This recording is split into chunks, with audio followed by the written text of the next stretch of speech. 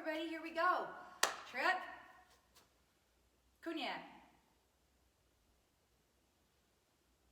Okay, I'm excited to get a chance to work with you on DWIT, KUBI, or back stance. You're going to have a great time with this. So I want to go through some of the basics. It can seem a little confusing at first. Don't stress it. Just enjoy the motion, and any challenges that you're having, we'll fix them. We'll get them ready by the time you get in ready to test. Okay, so I'm going to have you, if you have your Poomsae manual, I want you to go to page 18. On page 18, you're going to see that we explain on your Poomsae manual, it gives you the stances and the foot positioning. And for some people, this is really helpful for them to see. So I'm going to hold that out there for you. And it gives you a chance to see the foot positioning, the level, the width, the length, the angle, the weight, and just some some notes. This is really helpful for you. This is a great manual. It's just a nice quick reference guide, and we pulled it as we put it together from all the USAT competition, as well as the team videos, as well as a couple other things that we went through and worked from old manuals and other things that they're using. So this is a great way to keep your Poomsae looking sharp. So if you have any questions, great resource. Okay, here we go. Are you ready? I'm gonna get back here so you can see. I want you to keep in mind that we're really working on alignment. In this technique, it's easy to get off alignment. It's also a really great quad workout if you do it correctly.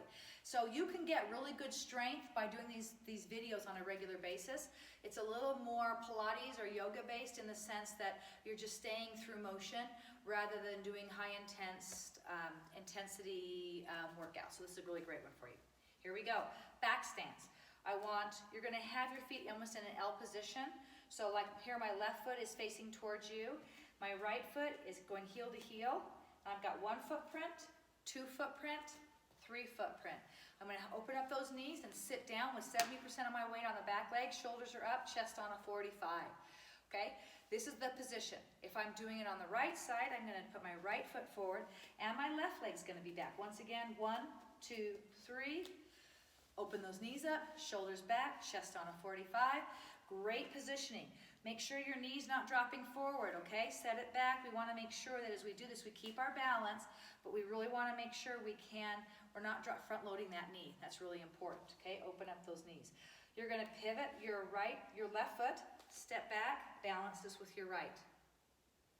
Pivot with your right foot, step back, and balance with your left. Okay, I want you to do this with me.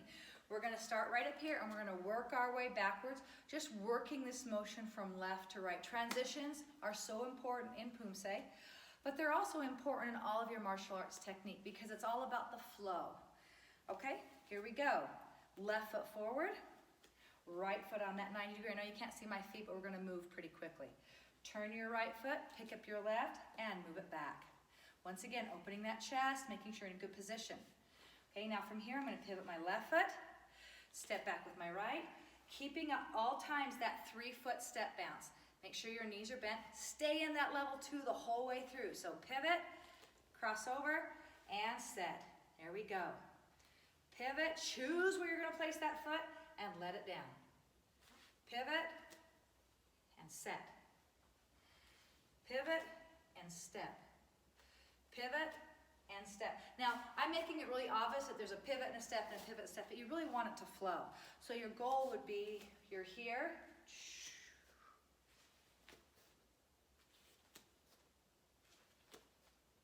Okay, got it? Now what we want to do is we're going to add some practice to that. So you've been doing that. I want you to pause the video for a second. Do that like 5 times going back on your left and 5 times going back on your right. So you're going to go left, right, all the way up to 10. Okay, if you've got the space to do it. If not, go as far as you can, walk back up and do it again. Okay, that's what practice number 1. Practice number 2, we're going to do it moving to the side. So once again, you're in that nice clean back stance. I'm going to transfer my weight forward and I'm going to pivot and turn. From here, I'm going to turn my foot. This is going to be my transfer for my next back stance. Pick up my foot and come over here in my right back stance. Okay? Pivot forward, step, and pivot. Now pivot and step it back. Okay? Here we go. Transfer your weight forward and reach and pivot into a back stance. Now my left leg's going to back stance. My right leg's going to come over into the front side of that. Transition and pivot. Now I'm going to go the other direction, putting my weight on this leg. Boom. transition, and boom. Turning around, turn and set. Transitioning forward, reach, and set. So it's kind of fun to do it that way. Play with it a little bit. It doesn't have to be perfect.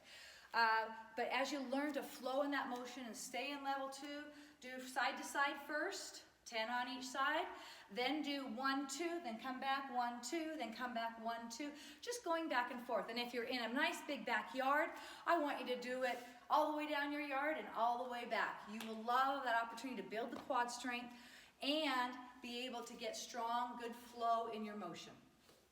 All right, so here's what I would like for you to do. Comment below if you have questions, okay? I don't know how well I explain that, but I want to make sure I answer all of your questions.